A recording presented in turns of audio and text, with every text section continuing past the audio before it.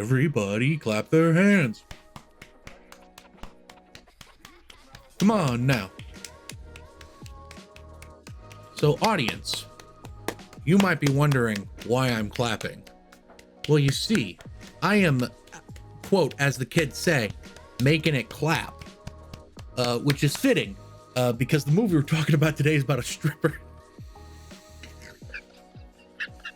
I'm sorry. It's fine. That's such a fucking stupid joke. We finally did it after 4 years. We're canceled. We're finally canceled. Hi, I'm Tanner Richard Kraft. I'm Tim M. Sullivan.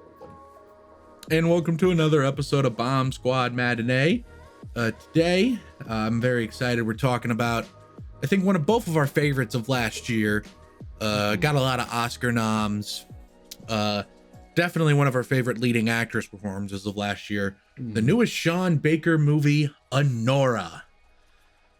Won the Palme d'Or at Cannes Film Festival. So that's pretty cool. That's a pretty legit award right there. It got like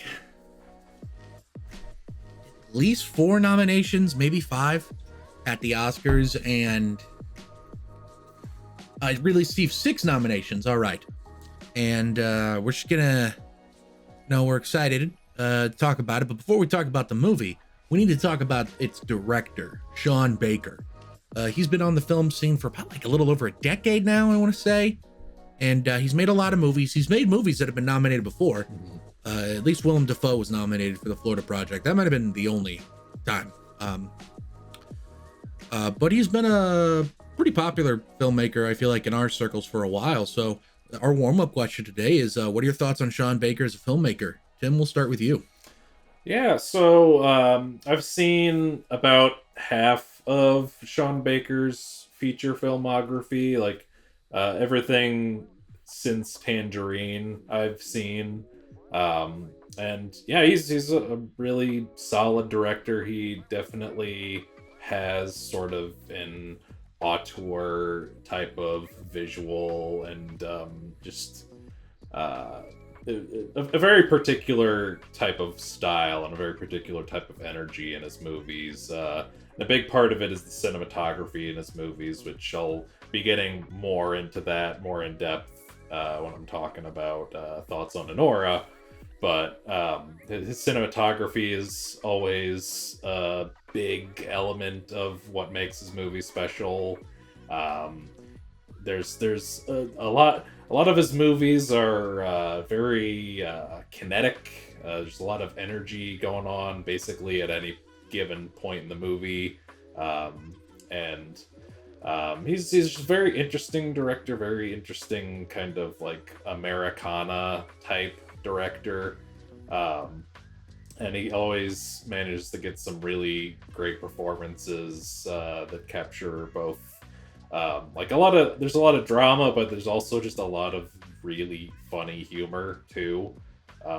So yeah, I was definitely excited to see the next one that he had, because I remembered really enjoying Red Rocket when we went to see that a couple of years ago. And I was excited to see what he had next. Back to you, Tanner. Oh, great stuff. Great stuff. I when it comes to Sean Baker, I think the work of his that stands out the most is the Taco Bell commercial he made a couple of years ago. Truly. Did you even know he made a Taco Bell commercial before I said that just now? I looked at his IMDb and I saw it there. Okay. I probably saw the commercial at some point. I watched it earlier today. It's a Taco Bell commercial. Sure Directed by Sean Baker. I also saw that he's like directed a couple of TV show episodes. Like he did an episode of Greg the Bunny and some other shit like that in the early 2000s. Yeah, and he's been his first featured film came out in the year 2000. So he's been a filmmaker for a long time now.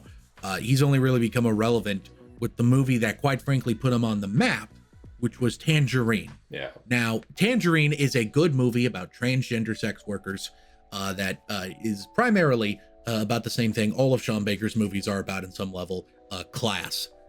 Yeah. And I mean, like your class in terms of like your relation to capital. I don't mean class as in how classy you are. Yeah. And Tangerine, while it was an excellent film, I think the reason you and I first became aware of Tangerine, and the reason why a lot of people became aware of Tangerine, was the very unique way it was made. Mm-hmm. Tim, do you want to share the very unique way they made Tangerine? Sure. That movie was in fact shot on an iPhone. Correct. Very specifically, it was shot on an iPhone 5S. They actually had 3 of them. And unlike 95% of the other things you see nowadays that brag about being shot on iPhone, this was like truly shot on iPhone. Yes, they had custom lenses, I think, that they put on the camera body. But beyond that, it's pretty stock software. The software experience is pretty stock iPhone of that time anyway. And that's important because, for example, the upcoming 28 Years Later is boasting about being shot on an iPhone. And that is true to an extent. However, it is shot on an iPhone in a $50,000 camera body with custom firmware provided by Apple. Yeah. The custom firmware part is the big thing to me. It gives them an amount of control over how the footage is processed that most iPhone owners can't do. Tangerine, though, which was shot on the iPhone 5S, looks like it was shot on an iPhone with fancy lenses, but the color profile is distinctly that sort of saturated look you got with iPhones from that era. It is very distinctly shot on an iPhone.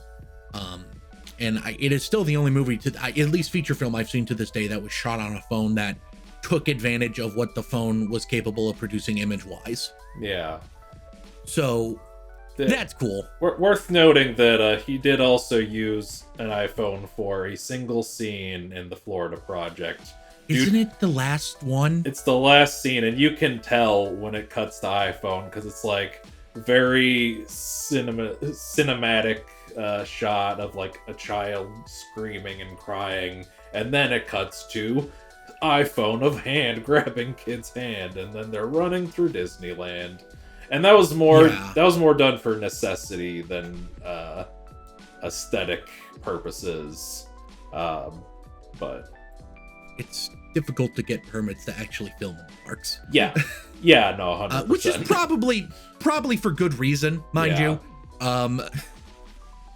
There's a lot of people that go to Disney parks, and I don't think it'd be reasonable to ask Disney to close their park for a day so you can film in it, unless it's their own production. Even then, I don't think they do that for their own movies. Yeah. Like, if you're working with A24 or Neon money, that's not going to be quite enough. I don't think any amount of money in the world would be enough to convince Disney to close their theme park even for an hour. That's fair. But yeah, it just makes them so much money. But the Florida Project is great. Red Rocket from a few years ago was one of my favorite movies of the year. It came out, I want to say 2021. You and I had to travel to a theater that doesn't exist anymore to watch that movie. Yeah. And then like a month later, they announced, hey, Webster University is going to get Red Rocket. And I was like, good movie. And I was excited for this one, just because, new Sean Baker movie. That's awesome. Mikey Madison, the lead star of this one, she's been on my radar since I saw her in Once Upon a Time in Hollywood. And she was great in Scream 5. And then it won the Palme d'Or, which is not fucking nothing. Yeah. If you win the Palme d'Or, the pomade in my hair, you won the pomade in my hair, Tim. Congrats. That's a big fucking deal. So, especially because it's not very often given to American films. Yeah, I was looking at... I believe this was an international co-production, but still. I was looking at that. It was like the first time an American film had won since... I don't remember what the movie was, but it was something from a while ago. Let's find out. I'm looking at the Wikipedia page right now. And I'm going to see when the last time... And mind you, plenty of American films have won. It's the country with the second most wins in that category. It's just been a while. Yeah. So the last The Tree of Life, Terrence Malick. Right, yeah. That was 2011. 2011, yeah. So it's the first American movie to win the Palme d'Or in over 10 years. Also, I was wrong. This is not an international co-production at all. This is purely the United States. So that's cool. So I was very excited going into it, but what did I think of it? I don't know. I mean, I know, but you don't know. But before you find out what I thought of it, we're going to find out what Tim thinks of it. Yes. Vanya, our hour's not over. Oh, get her the fuck out of here! Oh, get the fuck out of my private, babe! So yeah, like I said, I've seen about half of Sean Baker's filmography, the latter half, post Tangerine, and just based on that, I would say this is probably his strongest yet. This is a good goddamn picture. And first off, first thing I'm gonna go into, and I alluded to this, the cinematography. So this was shot by Drew Daniels, who was also the cinematographer of Red Rocket, and I think there's a particular like style that he and Sean Baker are able to like really capture very well when they work together. There's this particular style of like long-ish takes, like not oneers, but like we have some pretty long shots that, you know, kind of track for maybe a minute or so, and just a lot of people doing a lot of shit. A lot of this movie is just people screaming and talking over each other for 2.5 hours. So we have a lot of shots of just like a bunch of shit going on all at once. They kind of linger on that and track for a long time, and that I think that adds to the sort of kinetic energy going on in the movie. There's also something that I loved about Red Rocket, and we see it a little bit here too, is there's a lot of zooms that are done with like perfect comedic timing. Like they'll just zoom in on somebody's face in some like really funny moment, like right after the whole candy shop gets fucked up, they just zoom in on the old blind guy and just like, what the hell just happened? It's just extremely funny to me the way they use zooms in these movies. So I was happy to see some of that in there. But yeah, but besides the cinematography though, there's a lot of excellent performances. The guy who plays Igor is very good at playing like that very specific kind of awkward, like, hey, I'm just doing my job kind of character. He was very endearing and entertaining to watch throughout the movie, because like he's not great, but he's trying. And so he was a very endearing character. The kid who played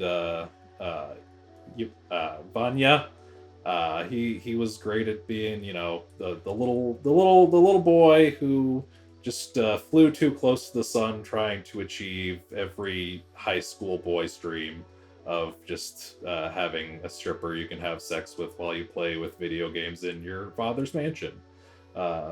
Whomst amongst us has not had this dream? But he flew too close to the sun and had to be shipped away. All of the Russian thugs are very entertaining in their own way. The actress who played Diamond was very good. She is a certified Class A hater, and we love to see it. I also read that she apparently had some experience with like exotic dancing and, you know, sex work, and so she was sort of the consultant about a lot of the stuff going into filming the movie, which I thought was interesting. That had that kind of authentic angle to go from for that. But of course, this is Mikey Madison's movie. She absolutely is just incredible in this movie.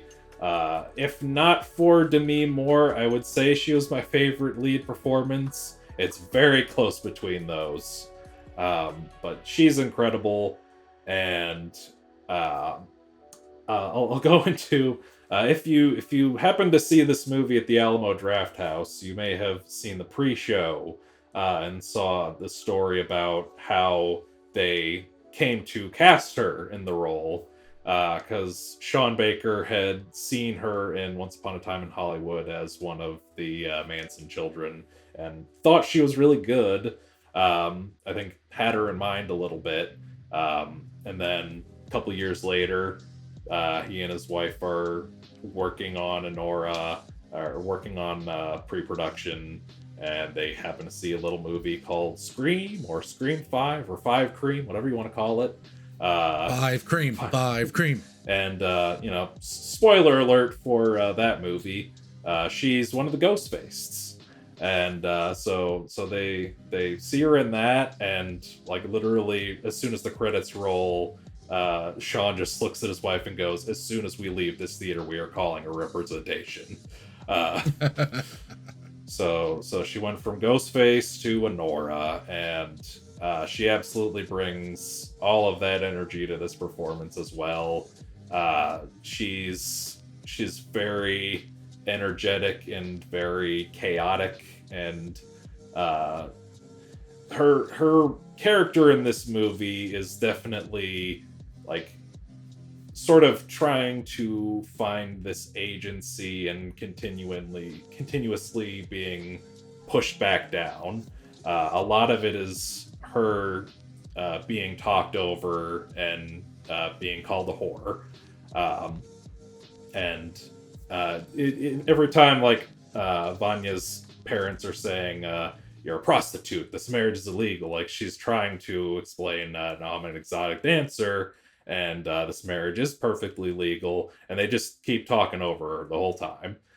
It ultimately kind of culminates in the final scene, and they kind of say that they want to keep it open to interpretation. So I guess my interpretation as far as like the filmic language goes is, this is a movie about a sex worker, and it ends with her in a sexual situation, but the climax that we get isn't physical, it's emotional, because something that I picked up on more on this viewing is after she gets on the plane, she is basically on the verge of tears for the whole last 30 minutes or so. And like, she tries to hold it together as best she can to try and keep on a strong front, but then the couple of moments where we see her alone, like, you can tell she's just on the verge of breaking, and then at the end she finally does. So yeah, it's a very, very emotional ending to a very strong movie. Lot of good drama, a lot of good character work, a lot of good humor, just overall good picture. Back to you, Tanner. Oh, great stuff. Yeah, I wish I was able to get another viewing of this in, because I watched it in October. It is February as we record this, so it's been a minute since I've seen it, so apologies, audience. I'm not going to be able to give a very thorough review, but I do really, really love this movie. I would agree, it is also my favorite Sean Baker movie. It kind of feels like the ultimate culmination of everything he's done so far, especially in regards to Class, which is why I think the marketing of this movie was a bit funny. They like selling it as a this like Cinderella story, which is, wasn't it nominated for like some award about like a best romance or something? And I was just like, sure, I fucking guess. Close enough. It's not a romance. I will say that much. But for me, here's the thing. Throughout the whole movie, I do think it's a question. Let me just get all the obvious out of the way. The stuff that Daniels and Baker do cinematography-wise is kind of cranked to 11 here. I'm usually not a fan when movies do zooms in the middle of shots, but this and Red Rocket kind of do it in a way that isn't distracting. A lot of those old mumblecore movies, I think, did it in a way that was distracting, where they'd be like holding on a shot and then would just randomly zoom in. I didn't love that in that stuff. But I guess I like it in The Office. But then again, The Office has the mockumentary thing going on. Point being, it's never distracting here whenever it like zooms in the middle of a shot. It's perfectly fine. The acting across the board is fantastic. The guys they have playing our Armenian and Russian mobsters are all fantastic. I want to shout out Avashe Tomashayan. I probably butchered the pronunciation of that one, but he plays Garnick, who you may remember. He's the guy that gets his nose broken. Yeah. The only reason I bring this up is because this is his second ever feature film. He's a comedian in Armenia. He's not like an actor typically, but it's his second feature film ever. His first film was a movie called Lost and Found in Armenia. And in that movie, he also breaks his nose. So now he has if you need an Armenian to get his nose broken, Vashe's your guy. Yeah, he had a bad night after that. Oh God, I know. Just like the worst night of that guy's life. You kind of start to feel, because here's the thing. Obviously the Armenian gangsters, they're like assholes. But also considering especially by the end when you discover that, whatever his name was, Ivan, is actually just the worst little shit in the world. You do ultimately just feel bad for those guys because you realize, goddamn, they have to fucking clean his goddamn messes up. Yeah. All the fucking time.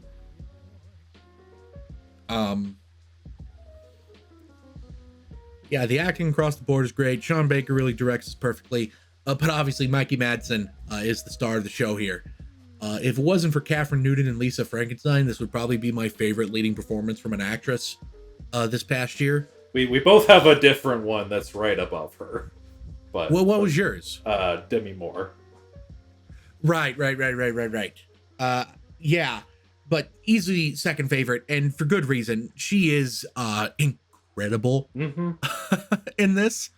Really just a remarkable performance. I always knew she was talented, but it's really nice that Sean Baker had the confidence in her to really just make this movie that revolves around her. And it revolves around her for the most of the movie. Yeah. Kind of hiding her feelings. But still being able to subtly reveal those feelings in a way. She puts up these walls in her psyche that slowly break down, but these walls have windows in them. Yeah. It's a really nuanced, layered performance. And I really love it. She's brilliant. But as far as I want to go back to the writing thing and how they marketed this as a Cinderella story. To me, it's a Cinderella story, not in the sense of love, which is how it was marketed. It's a Cinderella story in terms of class movement. I think ultimately what Igor represents is less a chance at normalcy or a loving life, because clearly that life is Yeah. He's a dipshit boy.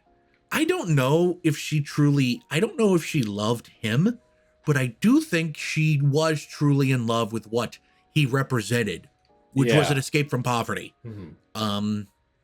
All of Sean Baker's movies in some way deal with class. And often how class intertwines with sexuality. And sex as currency. It's a common theme in Sean Baker's movies, and this is kind of taken to the ultimate conclusion. Because I think when she breaks down at the end, I remember some people were like, she broke down because Igor or whatever is the first guy that was really nice to her. And I'm like, no, I think it's just that she finally felt slightly comfortable around another person. Right. Regardless of who that is, but just comfortable around someone to actually process what she's lost. Yeah. Which was a chance of a life better than living in some shitty apartment with a roommate that she clearly hates. Working with coworkers that clearly hate her. Stuff like that, and there's a lot of stuff about class. And I struggle to If I had a more recent viewing, I'd probably be able to put this in stronger words, but I think it's a really special movie in that regard. And stuff with class, that's what's at the forefront. Yeah, it's a love story from Sean Baker, sure, I guess, kind of, but it's less love of man and more love of lifestyle. And I'm not saying that, like, that might sound like it's like disparaging or makes Anora seem shallow. That is not what I mean. Right. I think it is natural, normal even, to want more than what you have, to aspire to greater things. You know, as someone who's more of a socialist in regards to class solidarity, I think maybe that is not the goal per se, but it's an understandable goal. It is a human goal. It does not make her shallow, as maybe this interpretation would lead you to believe. So for me, the interpretation of that ending is, it's not that, you know, she loves Igor, she misses Ivan or whatever. It's that she thought she made it, so to say. Yeah. Like a lot of stuff that's come out last year, like The Brutalist, for example, I think it is at some level about the American dream in a way. The idea that if you just, you know, you can make it. And she thought she had made it, and then that was ripped from her. And to basically like be so close to arguably have made it, even if it was for like a week, only to have that ripped from you, that's heartbreaking. That's depressing. And it sucks. So that's what the movie's about for me. But I'm sure Tim and I will have plenty more to say about this movie in some general discussion after this commercial break. Vanya, be a fucking man and talk to me.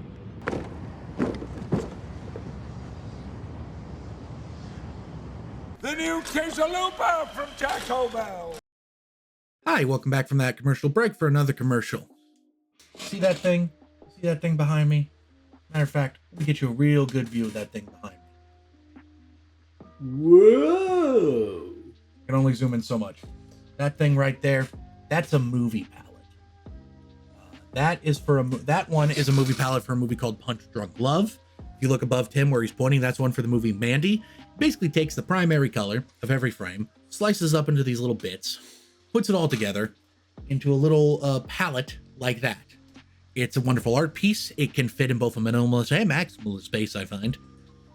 You can get one for this movie, Anora. You can get one for any other movie. And if they don't have the movie you want, pay a little extra and they'll make one custom for you. So go ahead, find the movie palette you want. But before you check out, make sure you enter the code SQUAD15 to save 15% on your order. Thanks so much. Now back to the show. Anora, general discussion.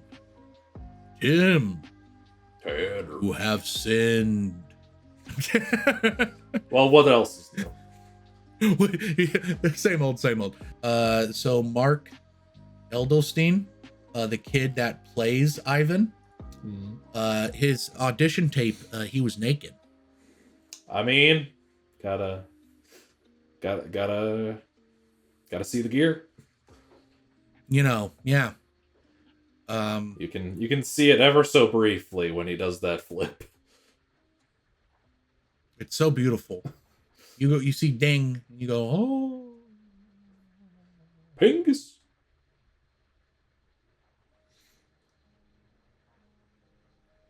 Yeah, I mean, can we talk about how Sean Baker, Anora was nominated for Best Editing?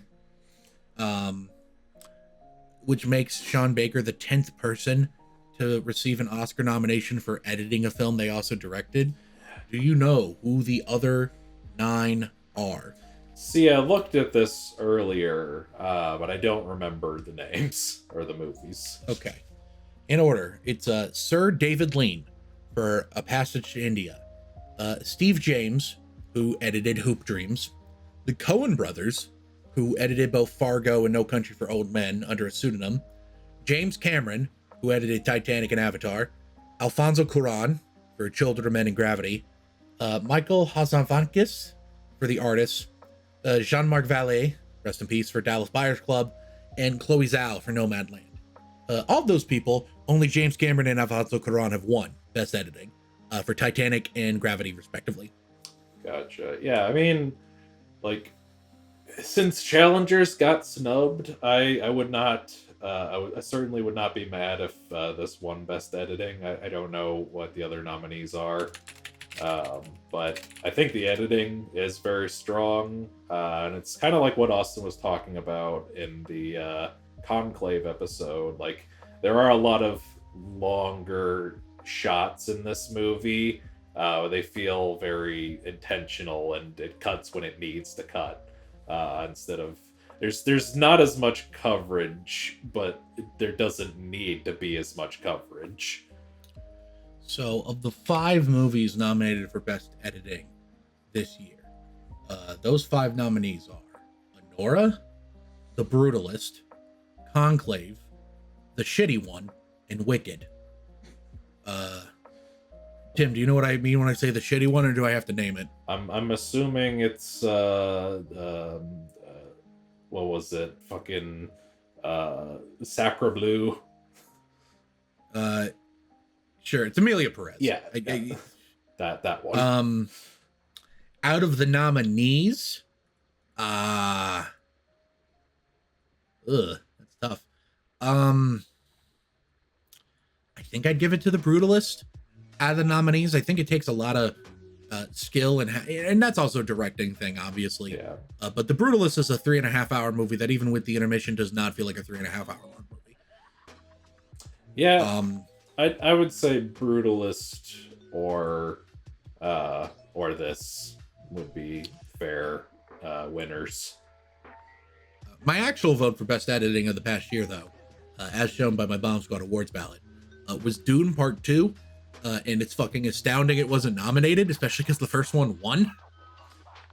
Yeah, I didn't put it on my ballot, but I did say this on the Dune 2 episode. I think it is very well paced for a 2-hour and fucking whatever. Was it 2-hour 45-minute movie, I think, yeah. Like, it felt way faster than the first one, which was somehow shorter. Yeah. Doom Part 2 is stuffing a lot more in a longer time frame, and it's just so remarkably paced. But we're not talking about Doom Part 2, we're talking about Anora. Anora is like a 2-hour 20-minute movie. It's easy to forget that. Yeah, it is also very well played, very well paced. And like I was saying, lots going on in the movie. A lot's going on basically at any given point. Just a lot of people yelling, talking over each other, scratching each other in the face. But yeah, I mean, Anora would be a worthy winner. And honestly, before a week and a half ago, I would have said that Amelia Perez was probably, unfortunately, going to win this category. No, I don't think that movie's going to win anything. But we're not here to talk about that. Yeah. Really remarkably well edited movie. And, you know, The Wedding Ring. Anora obviously lost out on a lot, but she did get to keep the ring. Yes, thanks. Which is valuable. If IMDb trivia is to be believed, that ring is worth $160,000. Yep. So, Anora, I have some great news. If you could just get to a jeweler, you'll be fine. You're gonna be able to pay some bills. $160,000. What you need to do is you need to put that in a high yield savings account, and and you'll be fine. But yeah, that's great. That's awesome. Love that for her. Anora is gonna be fine, probably. It'll at least help while she gets a new job. Karen Karagulan, who plays Toros. Fun fact about him, he's been in like every single one of Sean Baker's movies. This is just his biggest part by far. Hell yeah. So that's cool. I do want to bring up Vanya's parents briefly. Okay. I do love them as like sort of the final boss of the movie. Cause like I said, once she gets on the plane, that's really where you can kind of start to see her breaking, because right before that, she's like, yeah, we're gonna get divorced, but first I'm gonna get a lawyer and I'm gonna sue you and get half because I didn't sign a prenup. And then she's just like, oh, you don't realize how powerful we are. And it's just like, if you do that, you will lose everything. Anything you have, gone. Yeah, the mother particularly is like very, very upper class white woman. When the mother said, you're going to lose everything you have, I thought, and I'm fine with the direction the movie went, obviously, but I thought that the movie was then going to go in a different direction. Yeah. Because I thought Anora, or Annie or whatever, I thought her response to that was going to be, I don't have anything to lose. Yeah, but they had that covered. Just like, oh, you probably don't have much, but it's all gone. Everything you do have. Because that's how rich people are, actually. They're dicks. They don't care that you have nothing. They're just like, well, we're gonna take what you do have. I do love, speaking of her parents. Yeah. There's a moment when she's going off on Ivan and all of them when she's leaving. She's like, you're such a fucking shitty mom that your son would rather marry a stripper than do what you want, yada yada yada. Yeah. And I remember in the middle of that breakdown, Vanya's father he just starts laughing hysterically. Yeah, because he's like, she's fucking right. yeah, no, that I was gonna bring that up too, because that was hilarious. Dad's just losing it for the rest of that scene, and then it cuts to the one guy who got his nose broke just asleep in the chair. But I do want to go on that too, because like that was something that kept coming up, is like all the Russian and Armenian people kept calling her a prostitute, and she kept saying, no, I'm a stripper, I'm an exotic dancer. And like that's the one time she doesn't correct them, because by that point she's fucking over it and she just wants to throw some dirt in her eye, which I thought that was great. Yeah, just enact maximum damage at that point. Which, like, okay, fuck you, fuck you, fuck you, fuck you, you know. And like I get, like, I do fully agree with her character throughout this. I guess if you really want to get into semantics, once she started taking money for sex, I guess she's technically a prostitute, but like not the way they're calling her that. Well, they just think that it's like, oh, that's just what she does. No, she's a stripper first. Right. And I don't know how common this is. I've known some strippers in my life. Some of them will sleep with clients. Some of them, that's a line they don't cross. Right. It seems to depend. Yeah, like that's something I was kind of hearing, is that, you know, this is a movie where some sex workers didn't care for the way certain things were portrayed, but ultimately I think it's, you know, it's showing one person's experience, and everybody experiences those things differently. The thing with the stripper is I've heard like very mixed reports from strippers. It seems to be a love it or hate it thing. I know some strippers that thought it was very accurate and loved it. And I know of some strippers that thought it was offensively inaccurate and they despised it for those reasons. Yeah. And I guess the big critique of this movie from those types of strippers and people that just don't like it alike, I think are, and a lot of it again in the writing. In the writing itself, I don't think you ever really get to know Anora that well. Everything you do learn about her is really just subtly revealed through Mikey Madison's wonderful performance. Yeah. But it can be argued, I guess, that like she lacks interiority. I don't think that, but I also understand the people who think that. Yeah. It's complicated. Yeah. Because it's not, I don't want to say it's because it's not spelled out in the writing. I don't want to like make it seem like these people are dumb or something. Right. Because their interpretation is just as valid. I'm not trying to demean that.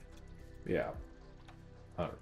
I guess it's just, I understand if you don't see it, or if you think that Sean Baker fails at conveying the interiority through Mikey Madison's performance, that's fair. Yeah. I guess that's the correct way to word that. I understand that complaint. Yeah, for sure. And then it's challenging and difficult in that way. And again, I do think the things I've learned about Sean Baker politically put an interesting tint on the movie. He's not like a Trumper. Yeah. If you were worried I was about to reveal that. He's definitely like a libertarian, I think. Yeah, I think I remembered you saying that, or that he was conservative or something, which is odd, if having seen his movies. Yeah, which makes me think there's clearly something I'm missing. Or we have to consider the possibility, Tim. He's stupid. I say that with love in my heart, Sean Baker. I don't actually think you're stupid. I just think your political... knowing that you might be more of a conservative than me puts a lens on your movies that I can't quite grasp. Yeah, Sean Baker, if you are watching, please come on the show. We'll bring you on for Red Rocket Cast. I didn't mean it when I said you were stupid. It was a joke. I think you're very smart. I think you're an excellent filmmaker. I love this movie. I'd love to pick your brain, I think. And I think I'd love to pick your brain because your work is clearly political. Your work clearly deals with class a lot. And I think I'd be interested in reconciling that with maybe your more libertarian leaning views. Man. Yeah. And, you know, and some people just have never connected with Sean Baker. Yeah. And that's... If you didn't if you don't like Red Rocket, you're not going to like this, I don't think. If you don't like Red Lobster, that will have no effect on your opinion of this movie. But it will impact my opinion of you. Just kidding. I've never had Red Lobster. Have you? I went to Red Lobster after we did the Lion King episode and did a bit about how neither of us had Red Lobster. Funniest thing about that episode that aged poorly. And there's a lot of them. Are you saying...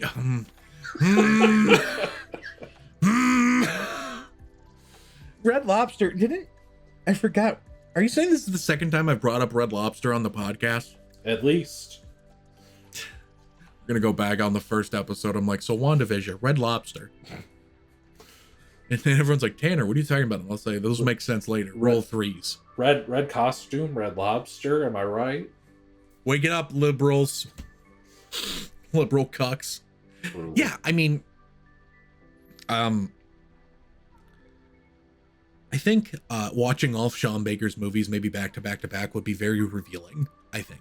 As it would be for any filmmaker, but I do think for Baker, who seems kind of closed off more than a lot of other filmmakers are, I think could be very interesting and revealing. Maybe there is some like weird conservative bend to all of it that I'm missing. I don't know. Yeah. I mean, there's a lot of Trump present in Red Rocket, but it doesn't seem to be pro-Trump. No, it seems to just honestly be using that election as a backdrop. Yeah. Little did Simon Rex know, the 2016 election will never end. We're relitigating that forever, unfortunately. Here's how Simon Rex can win the 2016 presidency. Literally every election, every midterm, every president election since 2016, I feel like it's just 2016 again. I'm gonna be honest. I think we're stuck with this, and it's broken until you know who dies. Yeah. I don't want to say his name anymore, but you know who I'm talking about. The evil is defeated. Yeah. Of course I mean Simon Baker. No, I'm kidding. Simon Baker. Sean Baker. I hardly Simon know her. I combined Simon Rex and Sean Baker there. Many such cases. Rex Simon. Yo, hold on. Rex Simon. That's a name. That's a name. Simon Rex. Rex Velati worked on the Florida Project. That's called. Wake up, liberals. That's a guy we went to school with. Wait, oh my God, that guy! I didn't know he worked on the Florida Project. He did. He was a PA. Oh, that's cool. That was actually All right. the first time I heard about that movie, because he was talking about it. That's cool. Okay, well, I think it's clear that we've run out of stuff to say. Yeah. Unless you have anything. Yeah, I think I crammed all of my tidbits into my general review on accident. Oops. Naughty, naughty. Well, let's wrap it up then. Tim, final thoughts on Anora? Anora is an excellent movie. Probably you did it to me. Probably Sean Baker's best yet. And I'm excited to see what he does after that. I'm excited to see what Mikey Madison does after this. She was excellent in the film, and I hope this opens more doors for her. And yeah, just overall good time. Hope this sweeps at the Oscars. Man, good picture. Back to you, Tanner. I've just discovered that the guy that did the music for this movie, this is his first film credit ever. Hell yeah. That is another Wow. thing. Greatest Day, that song that plays at the beginning, and then when they get married, that is a fucking earworm if I've ever heard one. We forgot to bring up the most crucial thing. Tim, we have a personal connection to this movie. Oh? The scene when they got married and they're dancing around in Vegas. Don't you remember? Member of the Bomb Squad, Joseph Rennick. His ex is an extra in that scene, remember? I had never heard this. What? He told it about it in the group chat. No, his ex is in that scene. Because apparently she moved to Vegas or whatever. She's in that scene. I don't know if they talked to her or whatever, but she Joe, because after he watched the movie, he clearly texted us saying it was very weird seeing my ex in Anora. Hell yeah. So we're connected to this movie via Joe. How does that make you feel? I don't know. It's cool. Anora's a great movie. I really liked it. I think it's really excellently made, and I hope it wins some Oscars. We'll see if it wins any. I'm glad that Sean Baker has made a movie like this, and I hope the cultural cash he's earned with this movie will allow him to do bigger and better things. Sean Baker, come on to the show. Yeah. And you know who else should come on to the show? Wait, hold on, Tanner. Yeah, hold on. You're about to make a mistake. You, Tanner, no. The person watching / listening to this episode of Bomb Squad Matinee. No, you shouldn't. There's too many of you. But if you are listening to this episode on any of the audio platforms we're on, thank you so much. How about you leave us a review? It boosts us in the algorithm or something. And if you are listening, how about you mosey on down over to our Patreon? The $5 tier gets you access to commentary tracks. We just released one for 12 Angry Men. Tim and I are, God willing, going to record one for Godzilla at some point, eventually, someday. Yeah. We're working on it. But we have some new ones coming out. That should be fun. And the $10 tier will get you a special shout out at the end of episodes. So, Tanya Kraft, thank you so much for supporting Bomb Squad Productions. We really appreciate it. And if you are watching on YouTube, thank you oh so very much for watching. We really appreciate it. How about you mosey on down over to the comment section below and let me know, what are your thoughts on Sean Baker as a filmmaker? What did you think of Anora? What's your favorite Sean Baker movie? Do you think the movie successfully conveys Anora's interiority? What's your favorite leading performance from a woman this year? And finally, what is your stripper name? Comment below and let me know. And while you're down there, hit the like button. So hit the like button so you know how much you like us. Hit the subscribe button so you know how much you love us. Hit the bell icon to know exactly when we upload new videos. Thank you so much for watching. Make sure you tune in next time when we talk about a classic David Lynch movie turning 35 this year, Wild at Heart. We originally didn't have this on the schedule, but after Lynch's tragic passing, I crammed something in there. So that should be a lot of fun. Make sure you see that. Thanks so much for watching. We'll see you next time. Bye. Farewell.